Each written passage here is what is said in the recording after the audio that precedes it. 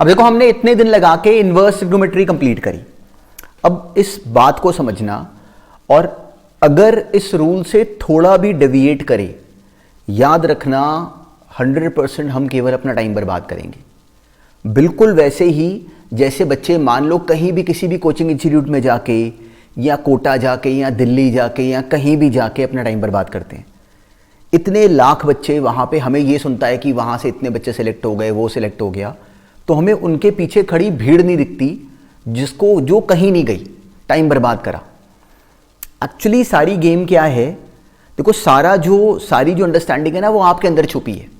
मैंने एग्जाम देने नहीं जाना, it is your responsibility, it is your exam, तो it should be your discipline.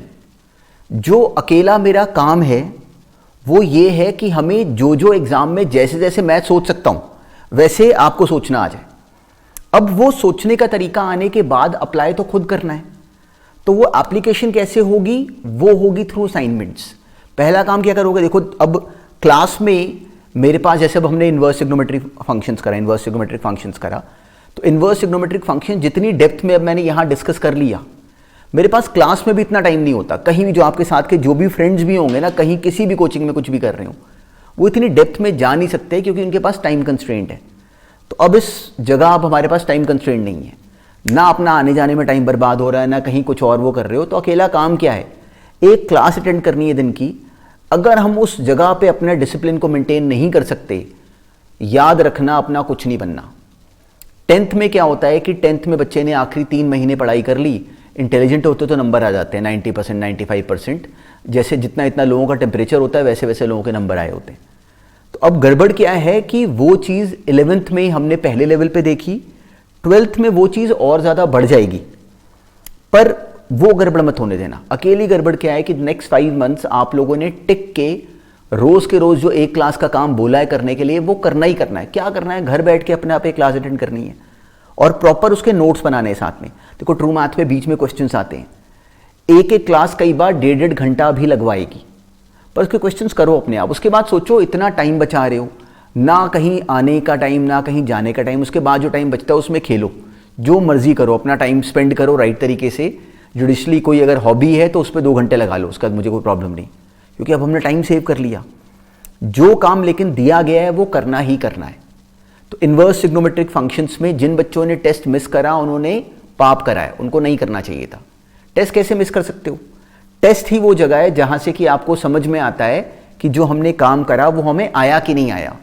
Class लगा देने से तो केवल जो मुझे आता मैंने बता दिया, मेरे आने से आपको नहीं आता टॉपिक।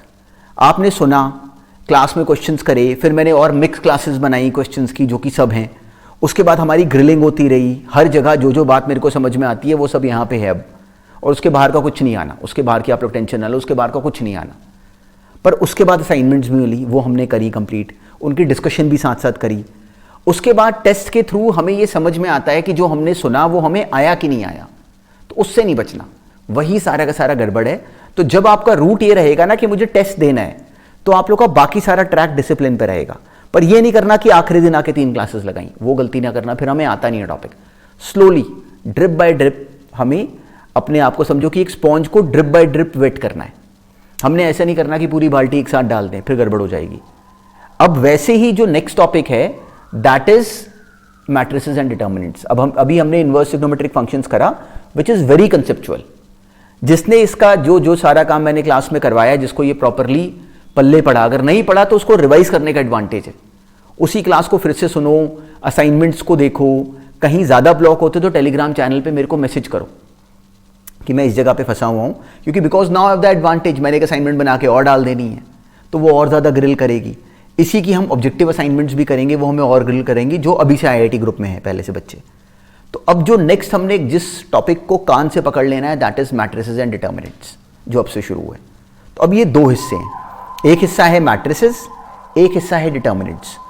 जो मैट्रिसेस वाला पार्ट है वो बहुत सिंपल है। कई बच्चों ने, याद करो ICSE बोर्ड में कई बच्चों ने 9th में या 10th में इसका नाम सुना होता है। जितना नाम सुना होता है वो एक दिन में खत्म हो जाएगा, उसकी टेंशन ना लो बाकी बच्चे। उसके बाद वाला काम भी सारा बहुत सिंपल है। उसके बाद फिर अगला आता है हिस्सा डिटर्मिनेंट्स। डिटर्मिनेंट्स बिल्कुल वैसे का पार्ट है जैसा हमने कभी 11th में ट्रिग्नोमेट्री करा। या प्रोग्रेशंस करा।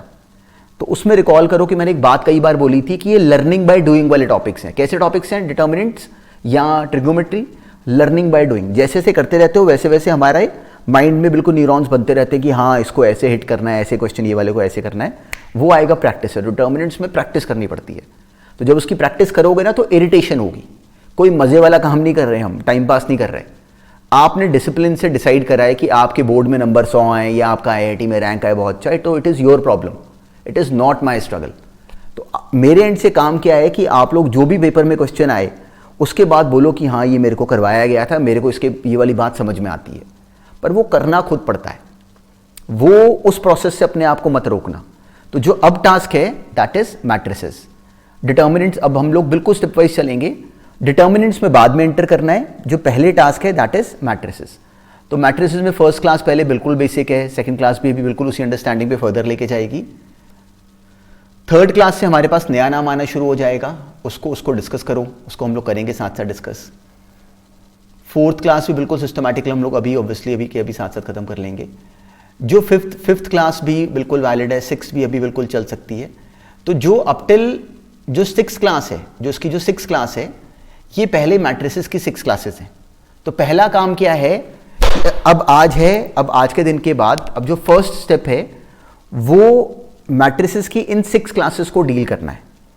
तो इन 6 क्लासेस को हम लोग कंप्लीट करने का टास्क ले लेते हैं 6 डेज स्टार्टिंग फ्रॉम टुमारो। आज छोड़ दो, कल से शुरू होके अगले 6 दिन मैट्रिसेस की रोज एक क्लास लगानी। करना क्या है, मैट्रिसेस बहुत सिंपल है, बहुत सिंपल काम है। जब इनको अटेंड करोगे ना तो लगेगा कि हमने आज का दिन कुछ करा ही नहीं, तो उतना कम काम है। तो मैट्रिसेस की 2-3 क्लासेस के बाद मैं इसकी बिल्कुल बेसिक प्रैक्टिस के लिए असाइनमेंट भी डालूंगा, वो भी करोगे साथ साथ। जो ज़्यादा मज़ा आएगा इस टॉपिक में वो डिटर्मिनेंट्स में आएगा। मैट्रिसेस है, फिर यहाँ पे डिटर्मिनेंट 6 क्लास के बाद डिटर्मिनेंट्स की क्लासेस शुरू हो जाएंगी। वो मैंने पहले ही बताया कि लर्निंग बाय डूइंग वाली कहानी है, तो उसको करोगे। तो इसमें मतलब मैंने काफ़ी मेहनत करवाई हुई है, वो करोगे तो काफ़ी दिमाग खुलेगा। उसके बाद ये नोटिस करो, ये क्लास आती है डिटर्मिनेंट्स की 7 क्लासेस के बाद, elementary row transformations method to find inverse of a matrix. ये जब करेंगे तब करेंगे। उसके बाद ये एंड में 3 क्लासेस हैं जो कि उन्हीं बच्चों के साथ एडेड होंगी जो कि IIT वाले बैच में है। तो ये 3 क्लासेस हैं जो कि ऑब्जेक्टिव हैं।